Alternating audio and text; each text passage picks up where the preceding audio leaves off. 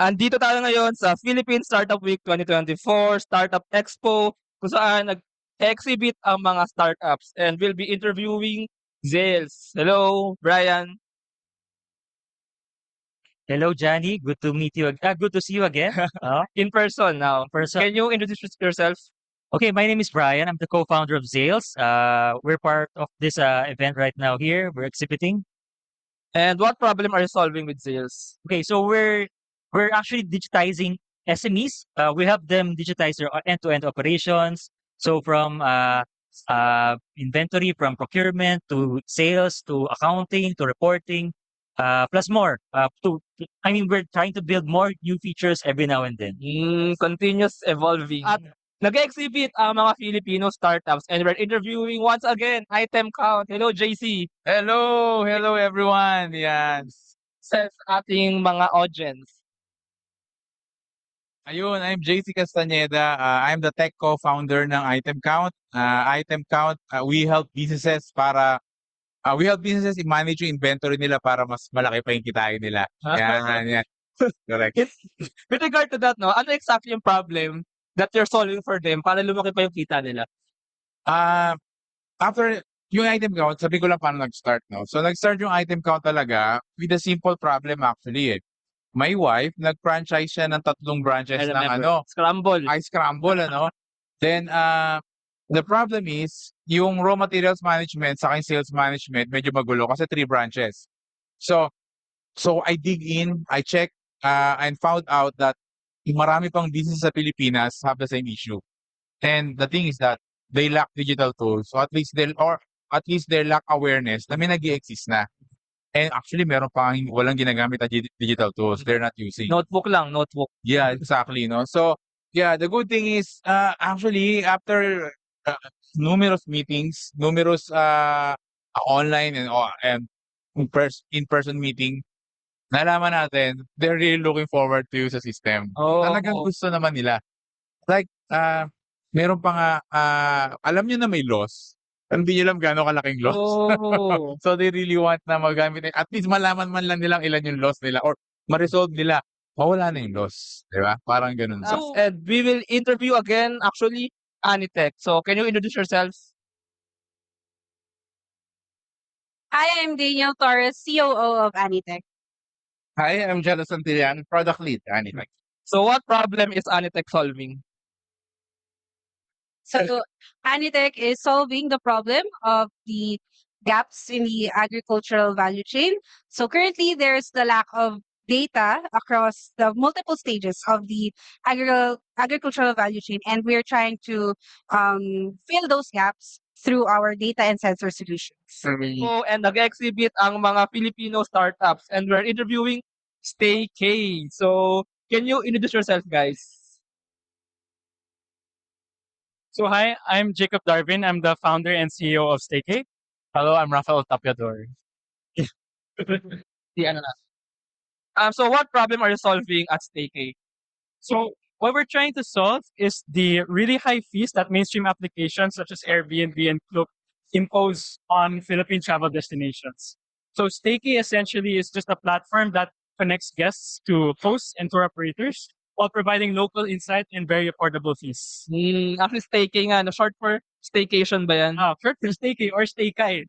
StayKay ba? So, how do we pronounce ba? It's both ways. Okay. So, we're here at the Philippine Startup Week 2024 Startup Expo kung saan nag-exhibit ang mga Filipino startups and we're interviewing another startup founder, actually a long-time founder, Dave Overton. Hello. Hi.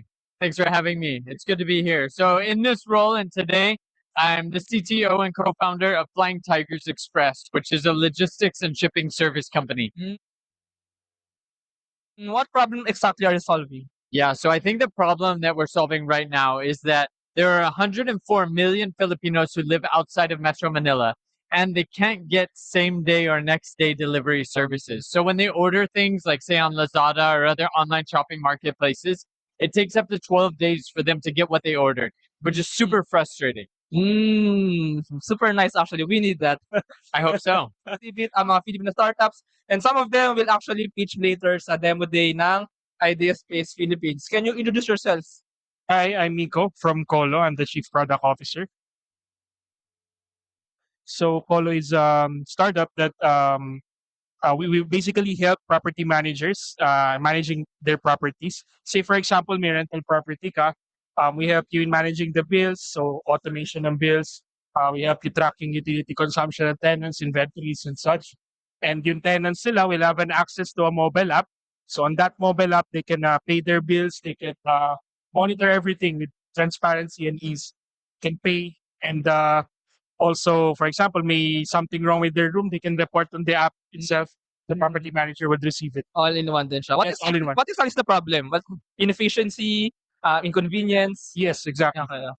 Yeah, inefficiency, mostly repetitive yung tasks. So you as a property manager, you'll get surprised that most of the property managers here manually, pen and paper. Some of them pinaka-digitalization solution is Excel.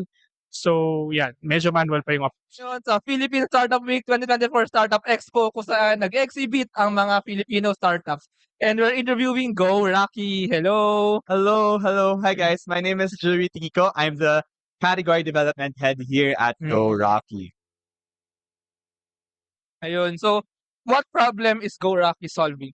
Ayan, so what Go Rocky really aims to solve is that here in the Philippines, as guys, we have a lot of stigmatized health conditions that we don't really like to talk about. And about here's a Go Rocky, we want to help destigmatize that stigma and at the same time provide value and at the same time the treatments that can be accessible for Filipinos. Can we yeah. can we dig deeper lang sa stigma na yun? Yes. Ano ba yung stigma na yun? So the diseases that we have been able to tackle have been erectile dysfunction, premature ejaculation, hair loss, medyo marami to. We also have SPD tests, and as of late, mental health and our weight management. But basically that falls sa men's health pa rin naman talaga. Yes, Men's so health and wellness. as Go Rocky, we really want to be that one-stop shop talaga for men's health. I see. Yes. Kung saan nag-exhibit ang mga startups and we're re-interviewing Real Estate. Hello, hello. Hi, hi. So can you introduce yourself? So we are real estate. We're a real estate platform for buying and selling properties online. We de-risk the online property transaction process through our platform. So, ang dami nang pinagbago since we last spoke. Iba na yung logo, nakapag-launch na. So that's us. Yeah. The best starts here nga, no? But yeah, safe buys, quick sales, all digital. Pero pwede bang pa-pinpoint exactly yung problem for a real estate buyer or maybe seller din? Ano exactly yung problem that you are solving? Okay, that's super good question. So the problem that real estate solves is that right now kasi may mga listing platforms tayo, pero they're all advertising driven. So sa real estate, we allow the transaction to actually happen online. With this, kapag dinidirisk natin yung transaction, yung mga sales tsaka yung mga home buys, sure tayo na hindi sila scam, hindi fraud. Yung titles natin, sure tayo na malinis, etc., etc. That's how we help the Filipino people. So when you say the risk, basically, iwas scam, basically. Iwas scam. Iwas Correct. scam and fraud sa real estate Correct. buyer. Iwas illegal agents, mga koloro. Yeah, kasi actually, isingit ko lang, no? Minsan may mga nagbebenta na sa kanila daw yung lupa, pero hindi naman pala. So, O kaya- maling title yung mabibigay sa'yo. Correct. O kaya, ang ginagawa ng iba, doble benta. Oh! May mga ganun tayong sinave, Oo. actually. Just 2 weeks ago, meron na tayong 2 cases na natulungan the real estate platform. Wow, that's good. So,